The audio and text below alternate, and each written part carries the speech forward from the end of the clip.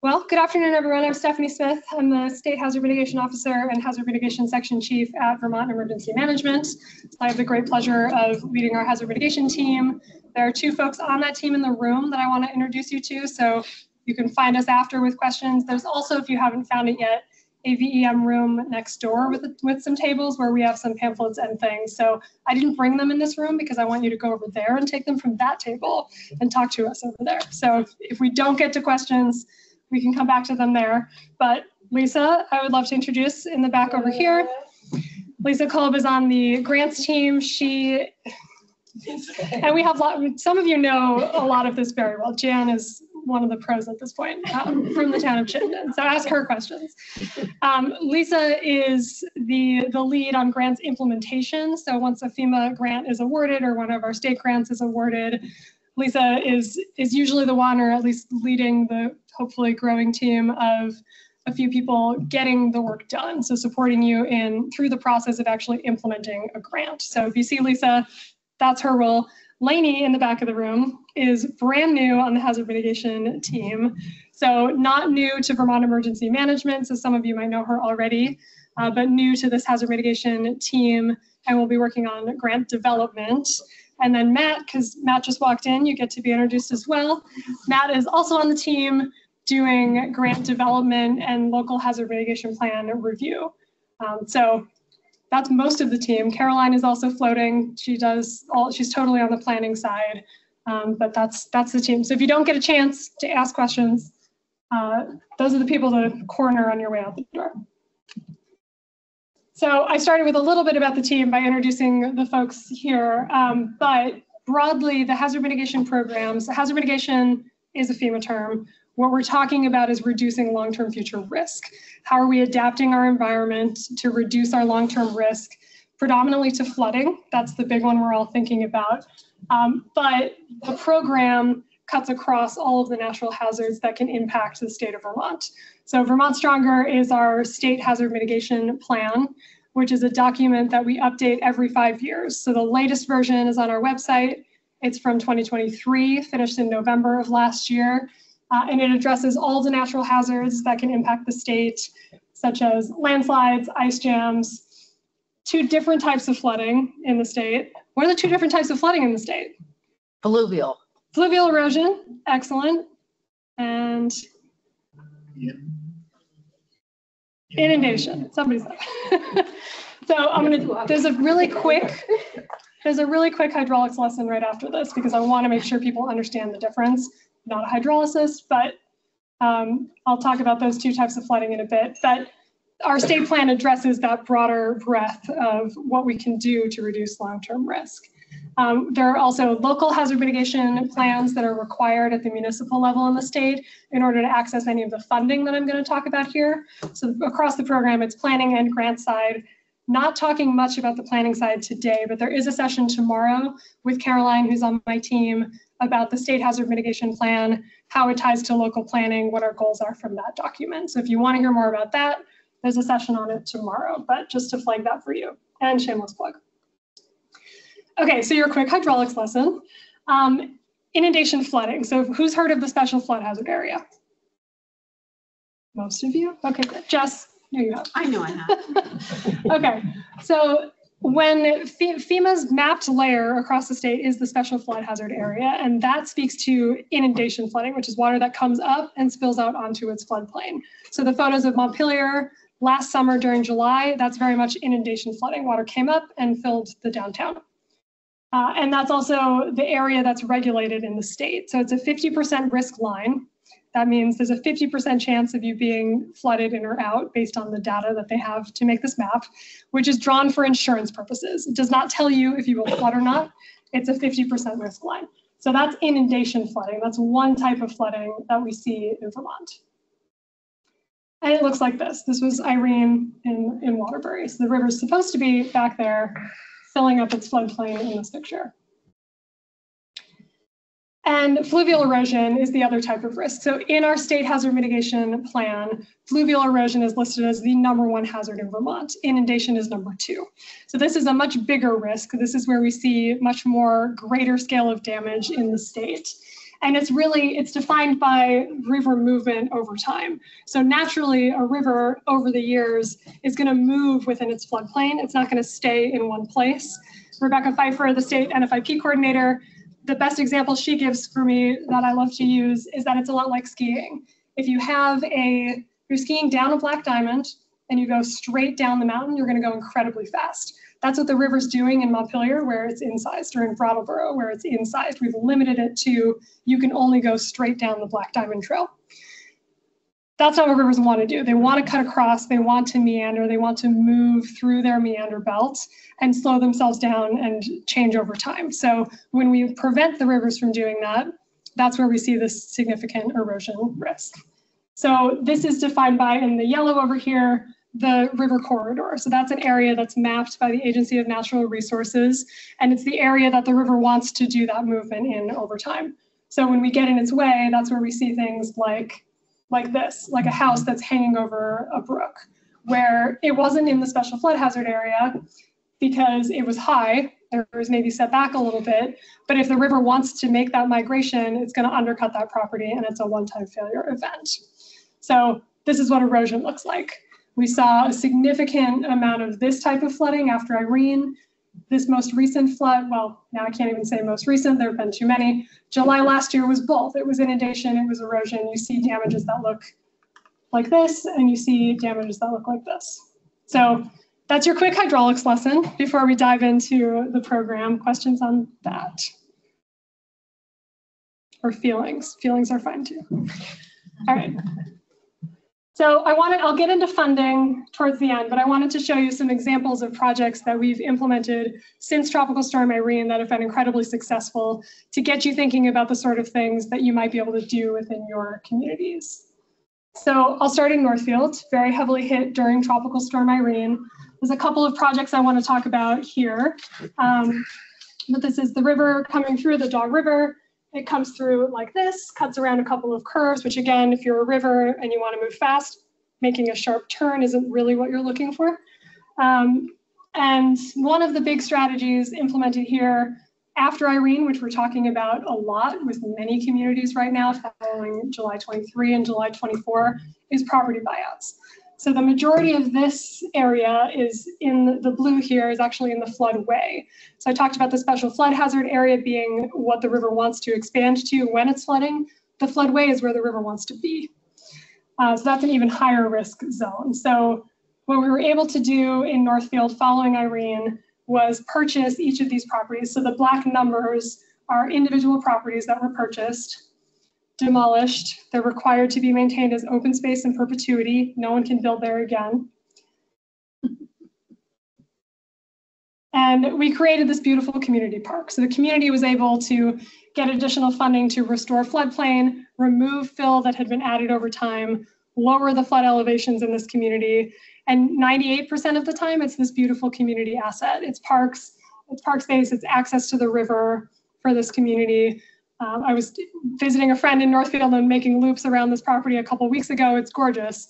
And then when it needs to flood and it needs to river needs to access its floodplain, it can do that. And it lowered flood elevations in the surrounding neighborhood. So there's additional houses all behind here that aren't mapped that they still had water in their basements, but the elevations were significantly lower in Northfield because of work like this. So that's the sort of opportunity that we're talking about with our communities following the flooding last year and this spring and summer. And we're also hoping to remove a dam. We're working with FEMA on getting this project through to award. But if you see from my initial map here, so this is Dog River Park, and then there's a bridge here, and then there's a dam right before this curve. And I talked about rivers not liking to make sharp turns when they're high. This dam is right before that curve, so it's a significant amount of concrete. It used to be taller, it's been breached here in the past, but then there's this giant structure on the side that's preventing the river from going down, and it's a very steep decline. So there's many benefits to this type of project. In this particular area, removing this dam opens up significant trout habitat. So if we get the grade of the river back to what it wants to be, we're opening up fishing habitat too. So there's a lot of benefits to giving the river space, doing some restoration around it, putting it back where it wants to be, and lowering flood elevations further in these communities. So dam removal, eligible project type. Quick question, were dams Absolutely. put in to like be able to build? Is that why there was a dam there in the first place, to prevent water from going and then they could build, or?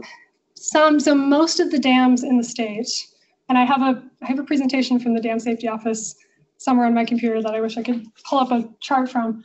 The vast majority of the dams in the state were not put in place to lower flood elevations. They're mostly mill dams or other functions, serving other functions, creating recreation, creating ponds.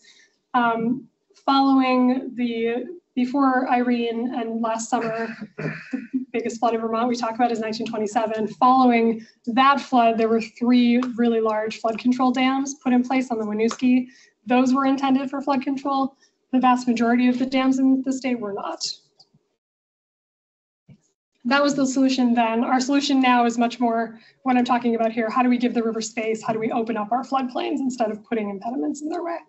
Yeah, go ahead. That particular dam was a manufacturing facility. Before that, I think originally it was grain, and then it went to granite. Thank you.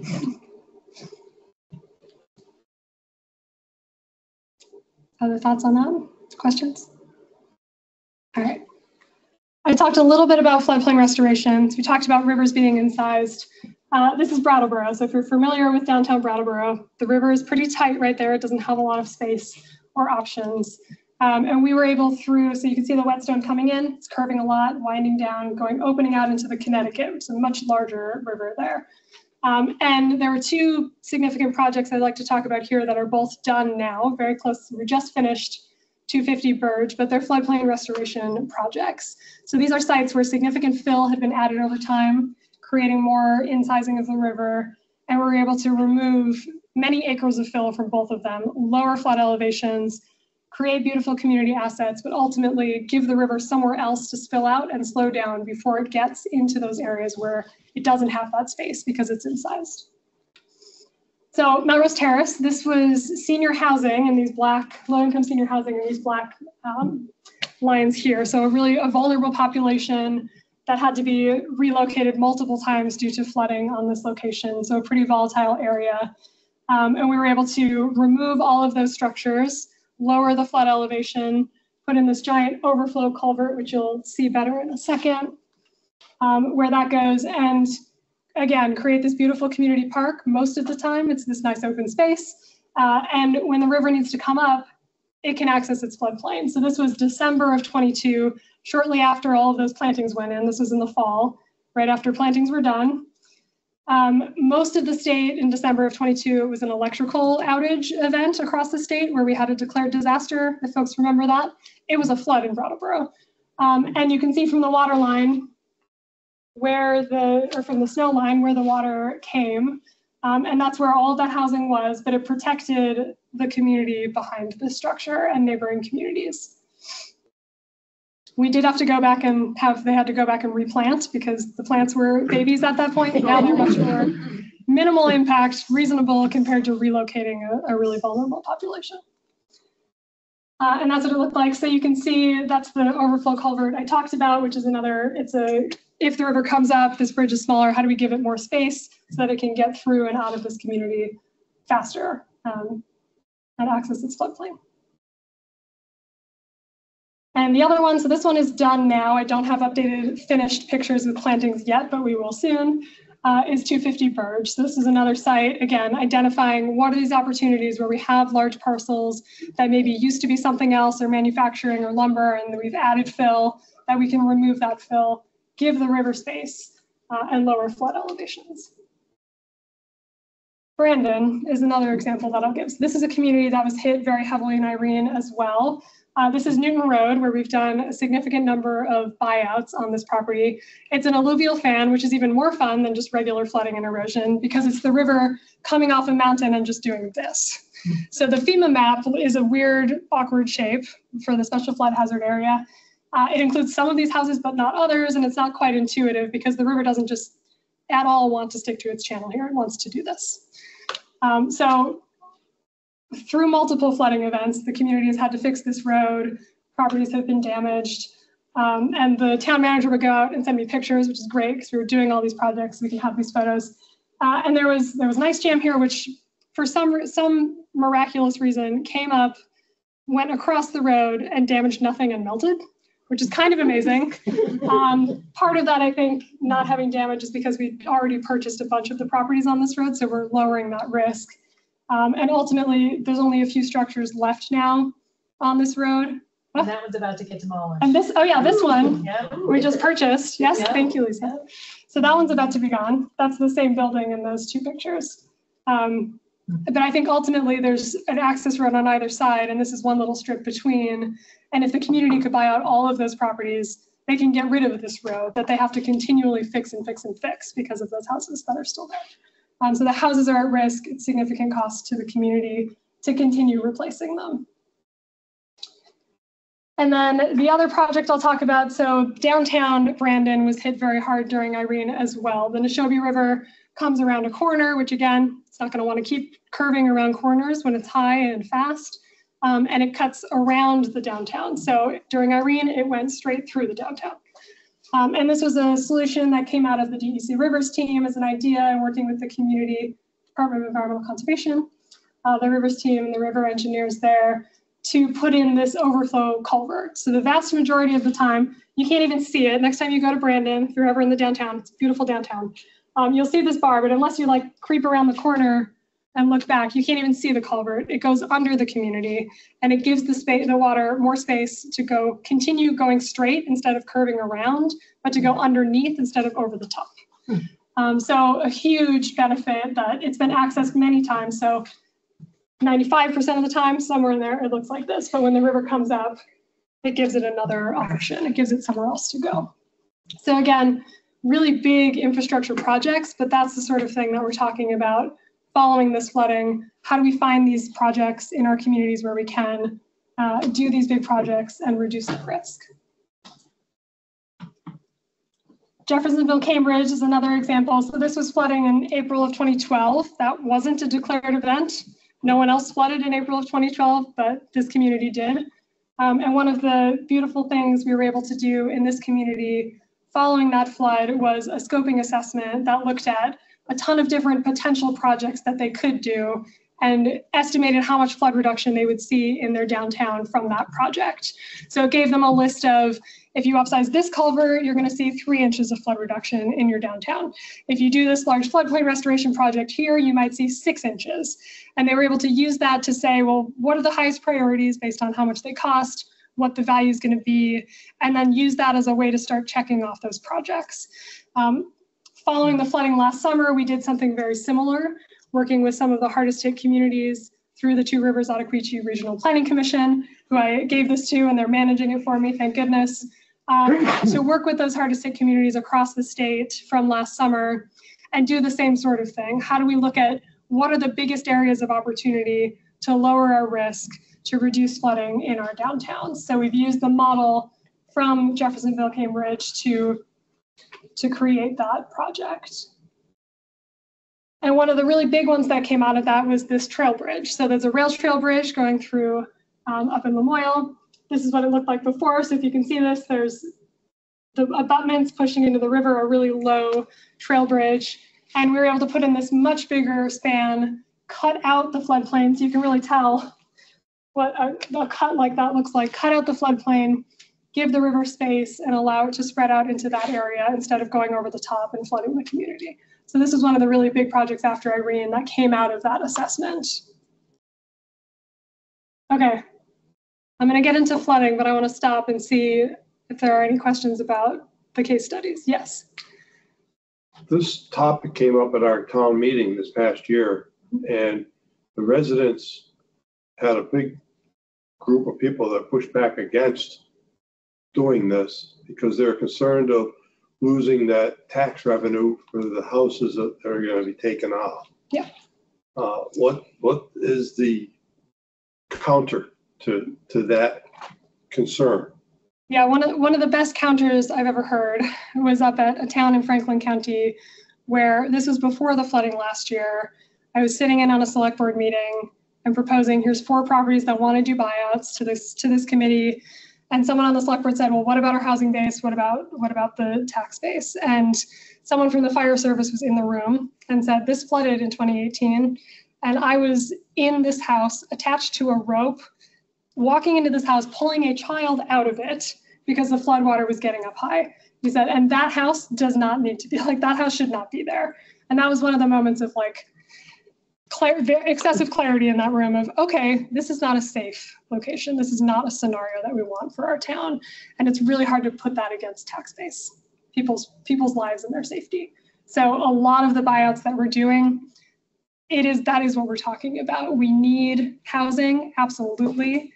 That is one piece of this challenge. We also need people to be living in places where they don't wake up in the middle of the night because it's raining and feel like they have to leave their house because they're scared.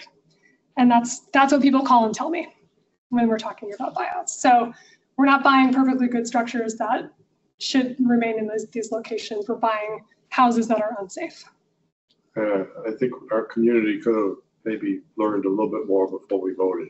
Yeah. Well, I'd be happy to come back and chat with you guys. Thanks. Absolutely. Yes.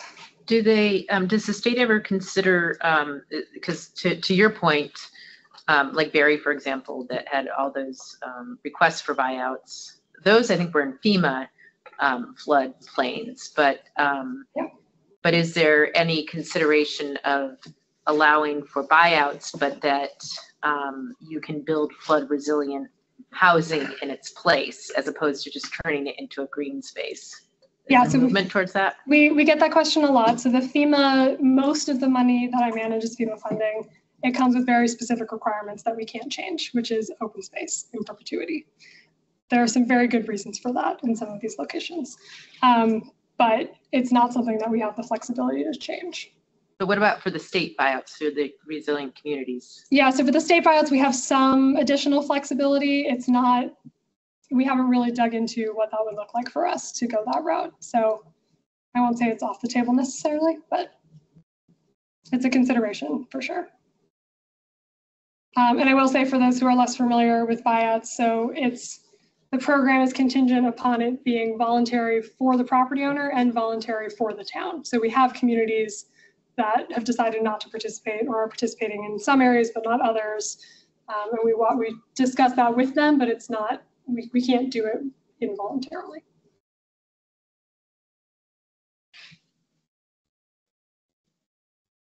Other thoughts on the projects before I dig into funding? I think we have plenty of time. I have a question, Stephanie. Yeah. Who would start the process?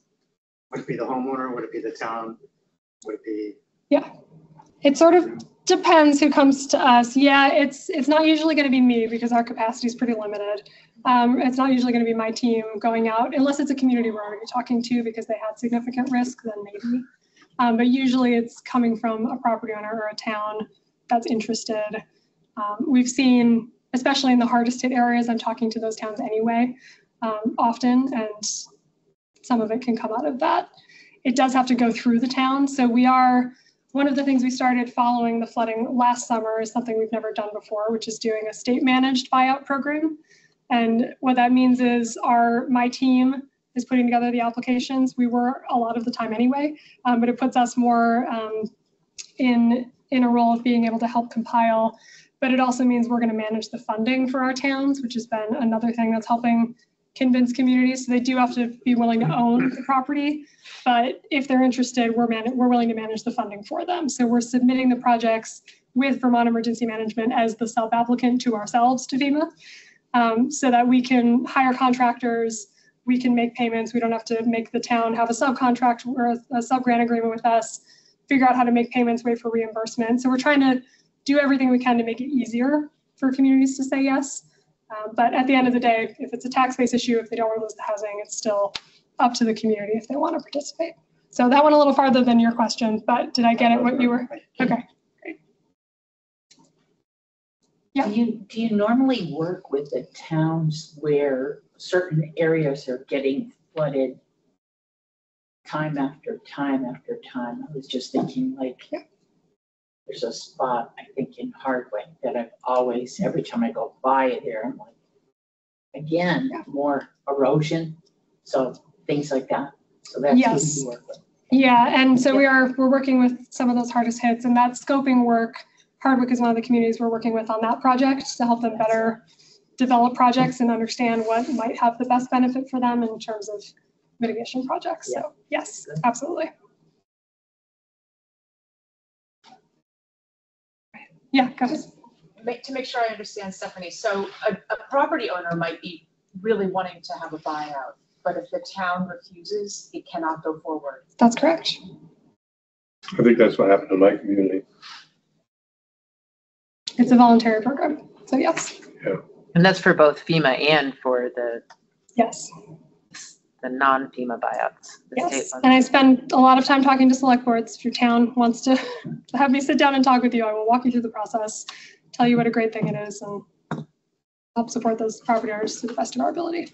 But yeah.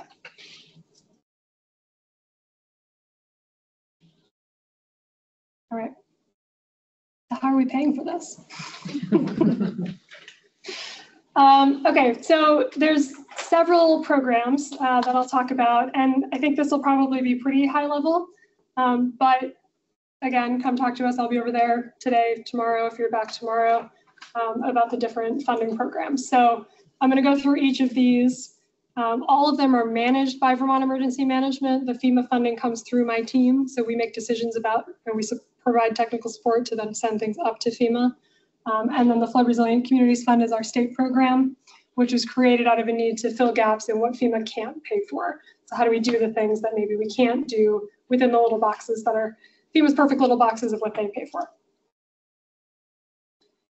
So across the board, the type of projects, you already saw quite a few of these that are eligible in most of these programs.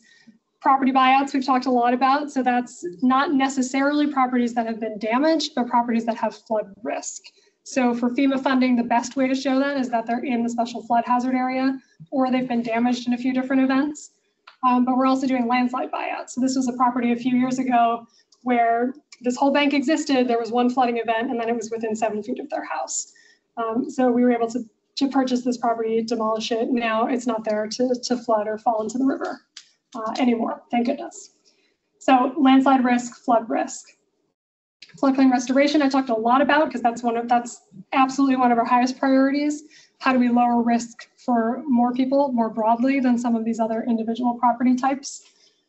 Culvert and bridge upsizing. So if we have undersized infrastructure that's creating flooding, how do we put in the size of culverts and bridges that should be in those locations? We've done a few road relocation or resilience improvement projects like elevating roads or shifting them to better locations that don't flood quite as much. Structural elevation projects, so there's elevations and flood proofing. Elevations are usually for residential structures where we're lifting them up above the base flood elevation, which is based on that inundation flooding, how much flooding we anticipate. That's a property type or project type that makes sense for inundation, but doesn't make sense for erosion. So depending on your flood risk, elevation might make sense or not. And then flood proofing as well. So municipal businesses, commercial buildings, we can do flood proofing projects if that makes sense based on the location of the structure.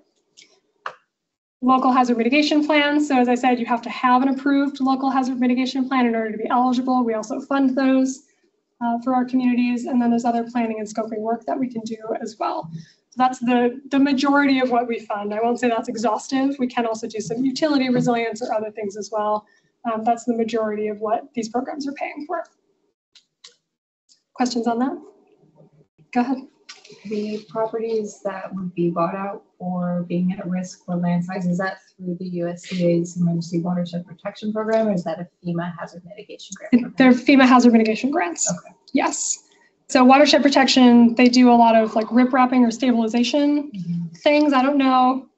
They might have some mechanism for buyouts that we haven't quite figured out as a state, I don't think. Okay. I don't think they've done it yet. But yeah, there's some eligibility that they could. But yeah, we're funding those through FEMA's hazard mitigation grant program predominantly. And what it takes is a letter from the state geologist saying that they're at imminent risk of failure, which FEMA defines as they'll likely fall within the next 5 years. And for some of the ones last July, we're purchasing day before the storm value, like we are for flood buyouts, of already damaged landslide properties as well. So some of them, they're at imminent risk because they already failed, which is a weird balance, but it seems to be working. Okay, I have a follow-up to that. Yeah. If there's a landslide, but it's abutting the property, so it's not necessarily the property is going to fall. Yeah. Right, that is another project that's eligible for buyout. So if the home's at the bottom, That's correct. yes. So we are doing a few of those following the flooding last July. Okay. Yes. Okay, and when you say culverts and bridges, that's private culverts and bridges or public? Okay. No. So driveway culverts, private bridges to one person's house, we cannot fund. Okay. Thank you. Some of the, if it's a culvert or if it's something that's private but impacts a significant number of properties, we could. So it's not that it's private that we can't. It's that we can't show that it's cost effective if it's only to one house. So that makes sense. Yeah. So it's a little, there's some squishiness here. There's a lot of nuance. So at the end of the day, what I'll say is talk to me and my team and we'll tell you. If you're like, here's this thing that we need to do that's going to make that's going to just phenomenally improve our flood stability here, then great, let's talk about it and see if we can get it to be eligible or not.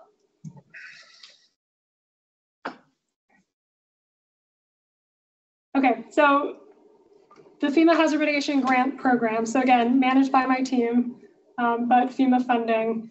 This is funding that follows disasters in the state. So whenever we have a federally declared disaster with public assistance and or individual assistance, we get a round of the Hazard Mitigation Grant Program. So it's not on an annual cycle, but since Irene, we've had a pot of this open every single year.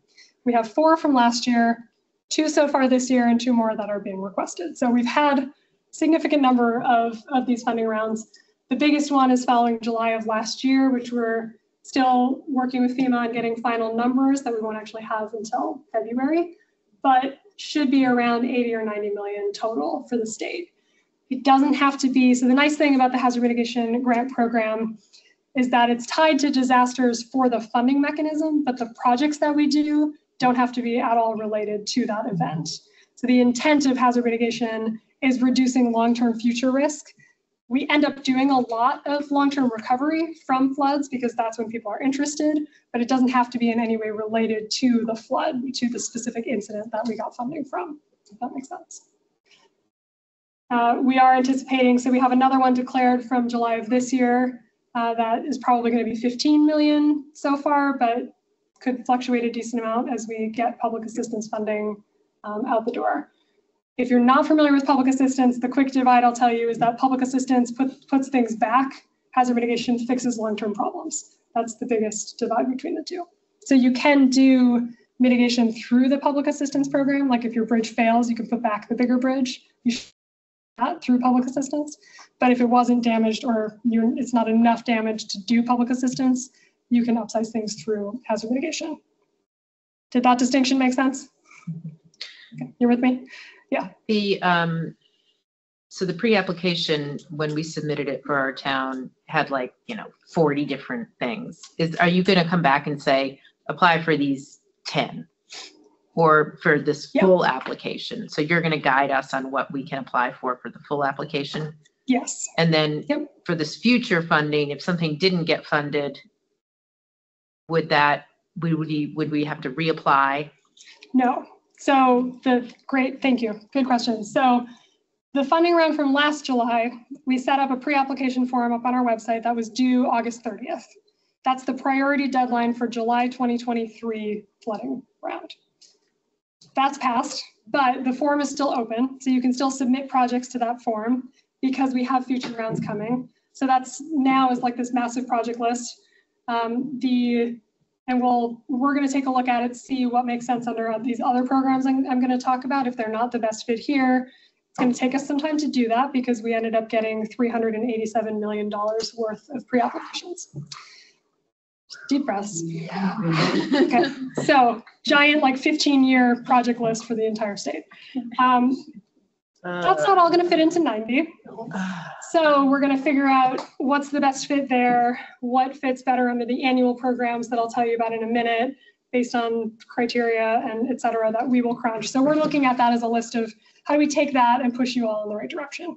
So that's also going to include me talking with environmental conservation about water, wastewater, and other state entities, VTrans about infrastructure, other state entities about how they're funding this work and things that could be pushed off to other funding mechanisms, if that makes sense. Okay, So August 30th is passed. If you missed that deadline, please still submit a pre-app. It's still open. There will be future rounds. There are some already, but there will be more. Okay. Questions on that? I will also say, so the pre-applications are already in. We are covering the match for that. So most hazard mitigation grant program rounds, there's a 25% match for projects. We do have enough funding from the legislature last year to cover match for all of July 23 at this point. So that's our intent there. I have a question from online. Absolutely. If there's a culvert at the entrance of a driveway, but it damages a large section of the town road, can that culvert be considered for FEMA help? Maybe. Maybe. Generally, no. But if there's enough damage that's caused by it that we can show cost effectiveness, potentially. All right, so I said local hazard mitigation plan is required. A benefit cost analysis is required for most projects. That's a very specific FEMA, it's a software add-on in Excel. It's a very specific FEMA program to show that projects are cost effective. So that's why I ask about past damages. That'll be one of the first questions if we follow up on the pre-app is, if you didn't give us much in terms of past damages, what do you have? So we can see if we can make the case to FEMA that it's cost effective. Most of the buyouts and elevations do not have that requirement, but we have a large consulting team helping us review these pre-applications. We have a full-time person just doing BCAs. So if we identify one of your projects as one of the higher top of that 387 million, we will be supporting development of those benefit cost analyses. All right. Who does the cost benefit analysis? So we have a full-time contractor on that is supporting those. Some of the regional planning commissions have some expertise there. Some of them my team can do. It's like a landslide buyout, but yeah. Or some of them you need an engineer for, depending on what the project is and how complicated it is. Will every town get something, or is it really based on what you think is the most bang for the buck for the 90 million? In terms of financially, no, not every town will get something.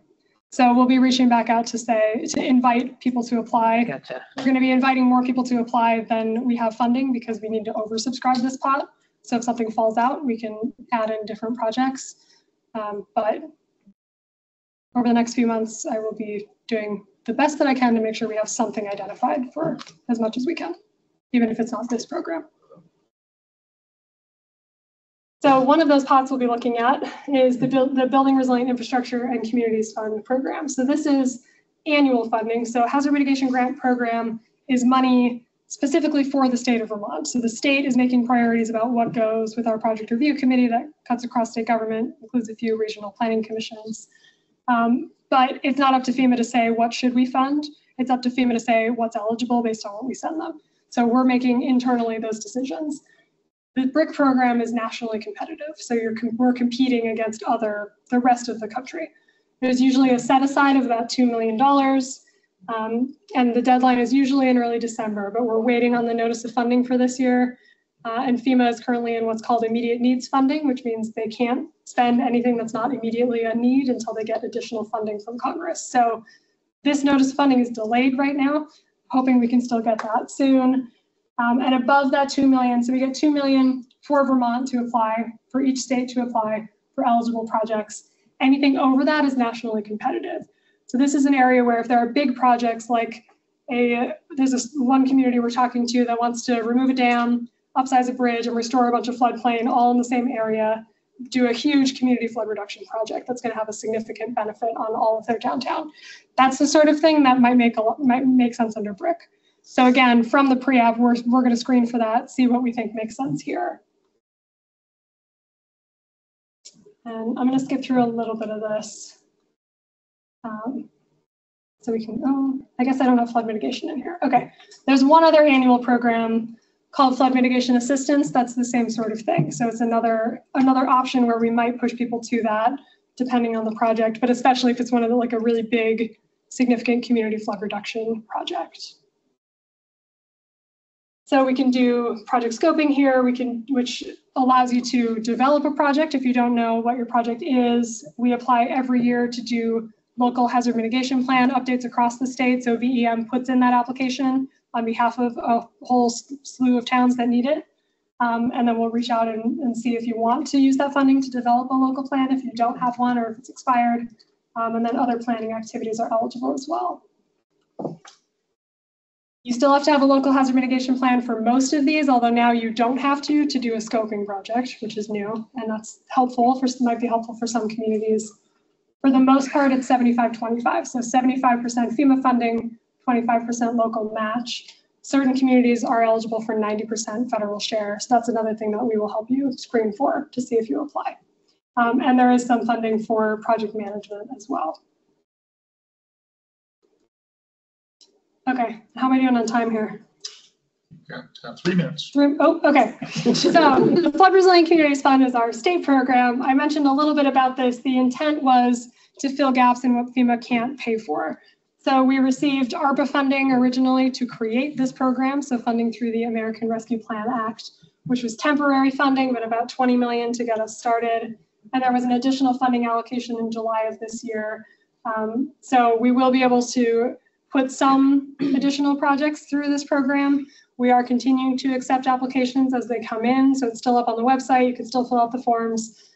There's not a ton of money in it right now because we're so focused on FEMA and covering match there, but still looking through the pre-apps, identifying if there are really big projects that are important that maybe don't quite fit the FEMA box, we can consider those for this program as well. Okay, and I'll stop there. Any additional questions? I think you kind of covered this, Stephanie, but hazard mitigation, is that for physical implementation versus scoping? And both potentially, depending on where we apply. So most of the hazard mitigation grant program funding will go towards implementing projects, but we can do scoping at the beginning of a funding round, as long as we can develop projects under the same funding round. That the project needs to have a pathway to the implementation within that round. Yes. To be eligible for the scoping piece. Yes. You couldn't sort of carry it forward to another round. We're working on pushing FEMA to be a little more flexible with that, but yes, theoretically, they have to be under the same funding round. So that's the river assessment I talked about, that we're working with some of the hardest hit communities. The intent there is developing projects for that funding round. We're developing more projects than we'll be able to fund during that funding round. So as long as we submit a few, we at least have the projects developed for a different funding round. So it'll end up being a little bit of both. Yeah.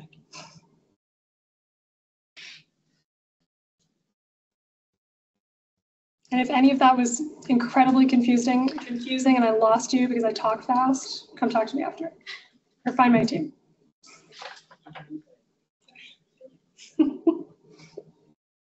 All right, last chance.